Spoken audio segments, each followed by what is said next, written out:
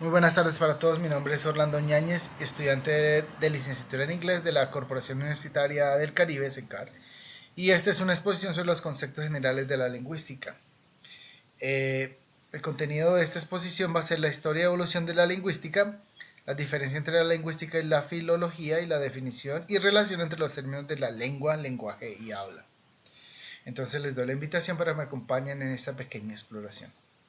Empecemos por hablar de la historia y evolución de la lingüística, la cual nos dice que hay una clasificación que se ha denominado la lingüística precientífica, en donde se ve un recorrido histórico por diferentes culturas, los griegos, los romanos, la lingüística en la época medieval, el Renacimiento y la Ilustración, donde pues como sabemos los filósofos socráticos y presocráticos fueron los que se pusieron a analizar estas cuestiones como hasta qué punto era la lengua algo natural y convencional. Y ellos empezaron a hacer algunos estudios acerca de esto. Aparecen cuestiones lingüísticas en algunos diálogos de Platón y es muy probable que Sócrates ya se interesara por estas cuestiones. Y luego pues Aristóteles retomó el interés por la lengua y lo trató en cuestiones lingüísticas relacionadas con la retórica y la crítica literaria en sus obras de retórica y poética. Entonces, pues, esta fue una época bastante interesante para el mundo lingüístico. Después, pues, el mundo romano. Los romanos, recuerden que fueron a Grecia y ellos tomaron parte de la gramática tradicional, que ya estaba bien desarrollada, y la aplicaron y la estructuraron al estudio de la gramática latina.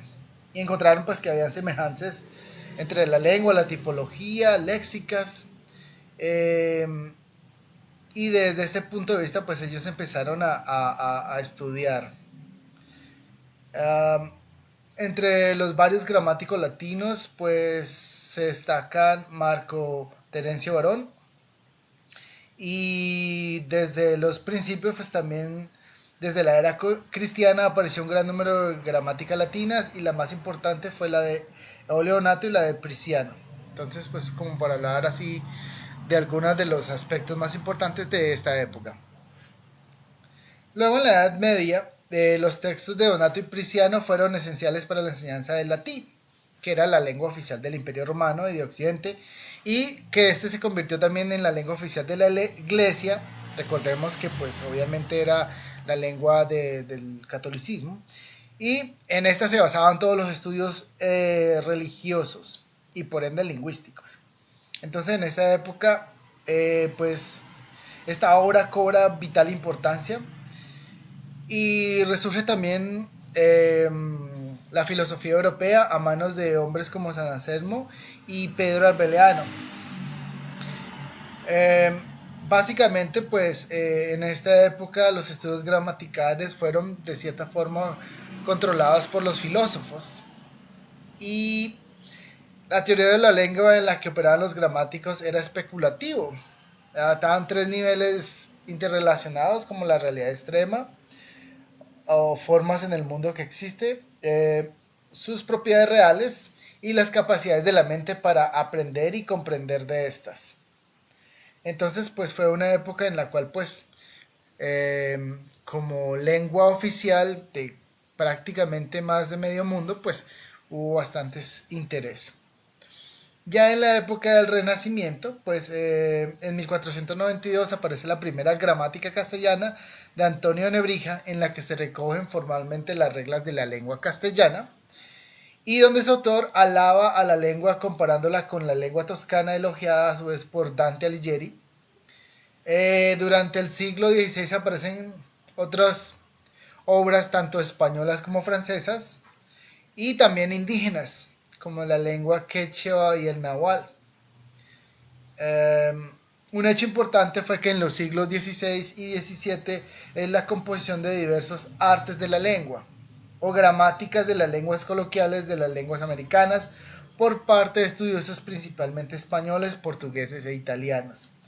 Estos estudios ayudaron a establecer que las lenguas europeas y en particular el latino y el griego antiguo no eran lenguas representativas de la diversidad lingüística del mundo, Ya en la época de la Ilustración, pues por efectos del Renacimiento, las lenguas se ven conocidas en otro tipo de obras. Aparece la obra de Minerva de Broncese o la conocida gramática de Port Royal, la cual actúa como eslabón entre las teorías relacionadas de los siglos XVI y las del siglo XVIII.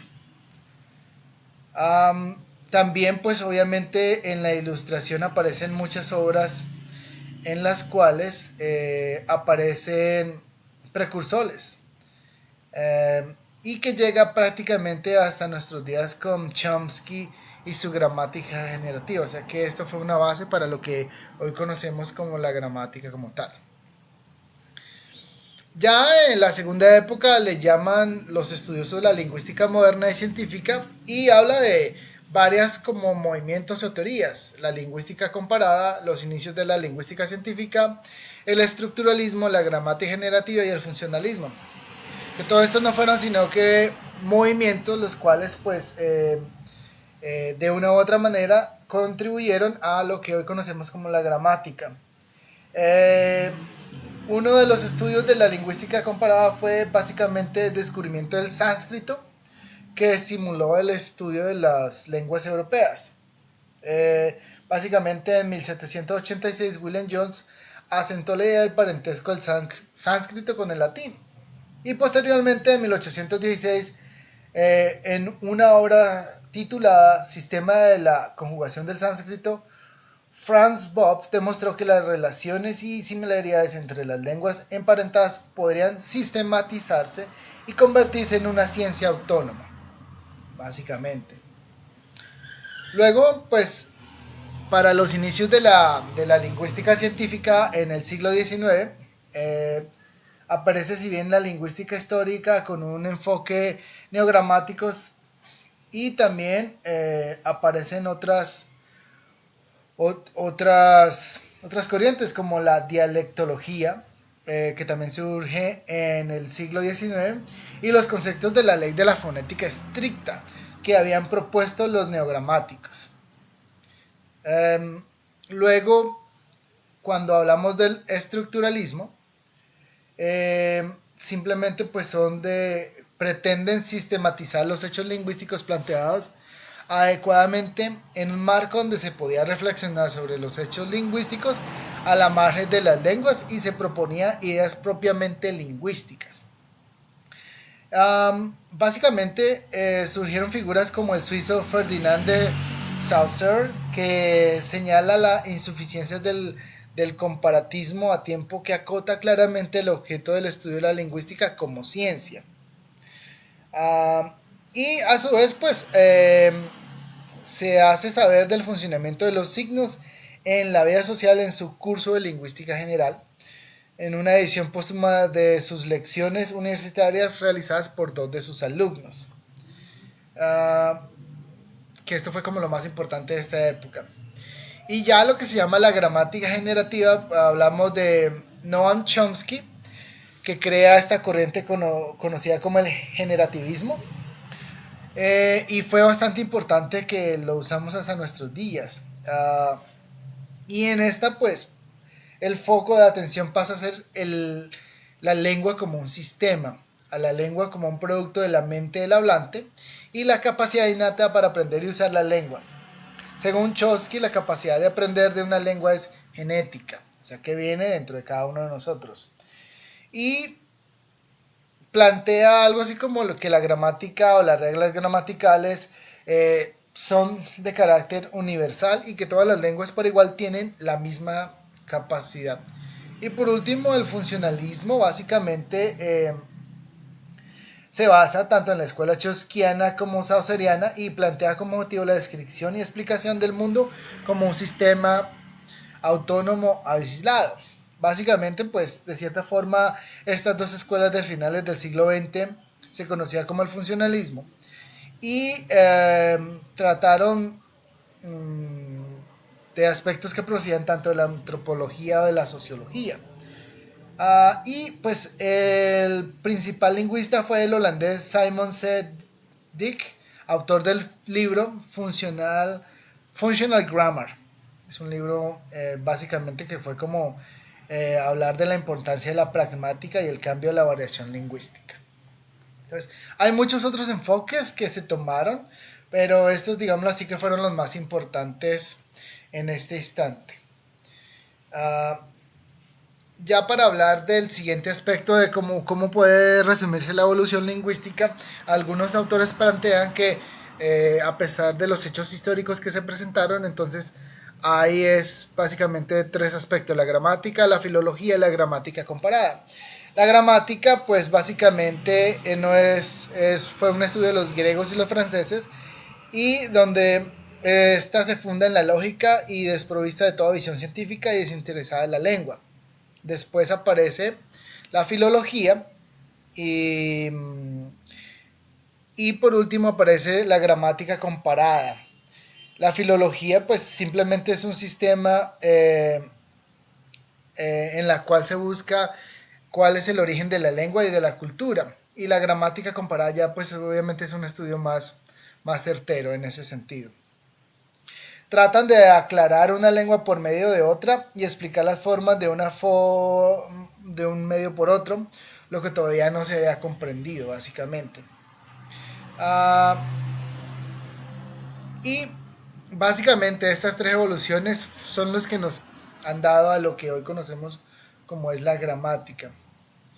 Y todo lo que tiene que ver con la lingüística, propiamente dicha, que dio la comparación lugar correspondiente exactamente, que nace del estudio de las lenguas romances y de las lenguas germánicas. Entonces prácticamente que esta evolución histórica con todos estos es lo que, digamos así, como ha evolucionado desde la gramática, la filología y la gramática comparada, básicamente. El siguiente aspecto pues a estudiar en este sentido es la definición y la relación entre los términos de lenguaje, lengua y habla. Pues básicamente aquí podemos notar lo siguiente. En este caso, un lenguaje es un sistema de comunicación estructurado para el que existe un contexto de uso y ciertos principios combinatorios formales. Existen contextos tanto naturales como artificiales. Y la lengua es el sistema de comunicación verbal escrito de convenciones y reglas gramaticales empleados por una comunidad humana con fines comunicativos. Usualmente está basada en símbolos sonoros, pero también puede estar construida únicamente por signos gráficos. Digámoslo así que estos dos conceptos, tanto el lenguaje como la lengua, están intrínsecamente relacionados. Y el producto de estos dos se puede decir que es el habla. Y propiamente dicho, hace referencia al acto de hablar o a la realización de una serie de formas lingüísticas por parte del hablante. Entonces, ¿puede existir el habla sin la lengua o el lenguaje sin la lengua? Definitivamente no. En ese sentido, estos son tres conceptos relacionados intrínsecamente, pero sí es de decir que para que lleguemos al punto máximo que es el lenguaje, pues obviamente debemos tener el habla y la lengua en ese sentido. Entonces es un conjunto mucho más estructurado y más grande, en el cual la lengua pues tiene aspectos a tener en cuenta, como es la cultura y, digámoslo así, la parte